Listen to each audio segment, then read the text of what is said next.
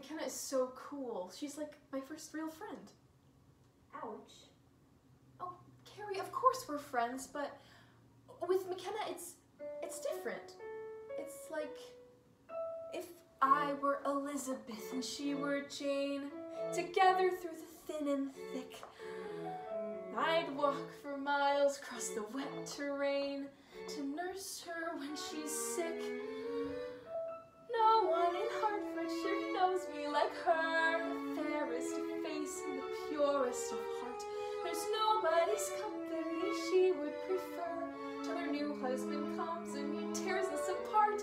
I'd sit every night wondering if she's alright, and I'd write to wish her well and tell her no one could resist her, because I love her like a sister.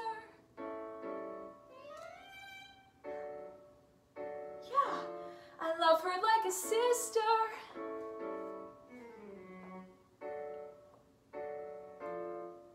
It's like if I were Joe and she were Beth, I'd take her to the sea. And besides the company of imminent death, it's only she and me. When we're back home, I would sit in her chair, composing a poem to tell her she's cute. I'd sit in her bed and I'd play with her hair. I bet it smells awesome, like flowers and fruit. I'd lay by her side and I'd cry when she died. I'd be beside myself for weeks and barely speak, and I'd grow meek. There's havoc wreaked on my physique because of how much I missed her, because I love her like a sister.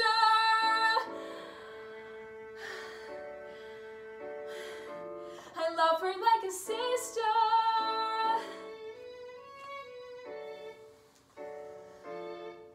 If I were Lizzie and Laura, You are Lizzie. What is this from?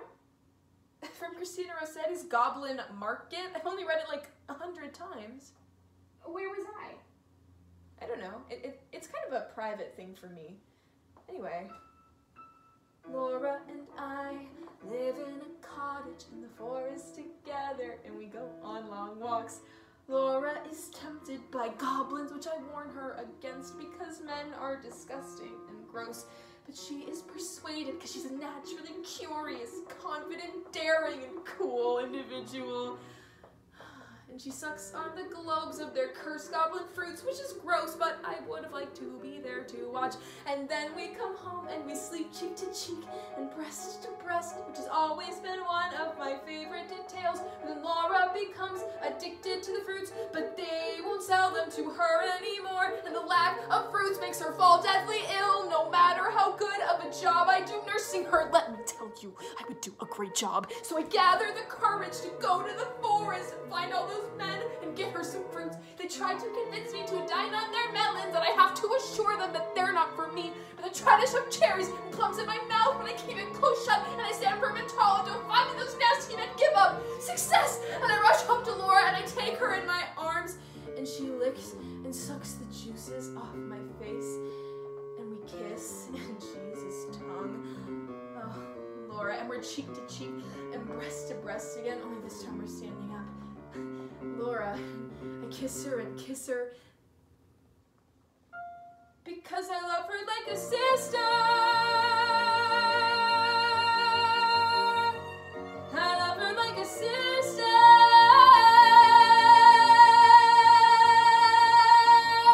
It's not some giant mystery.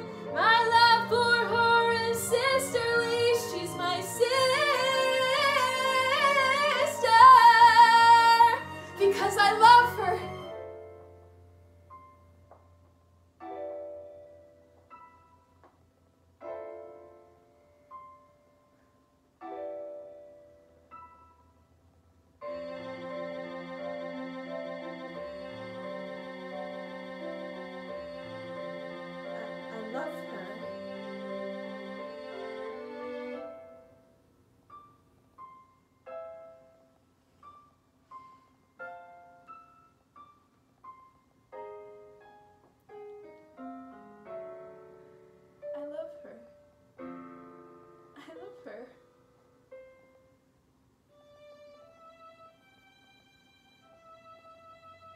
have to tell McKenna. You think?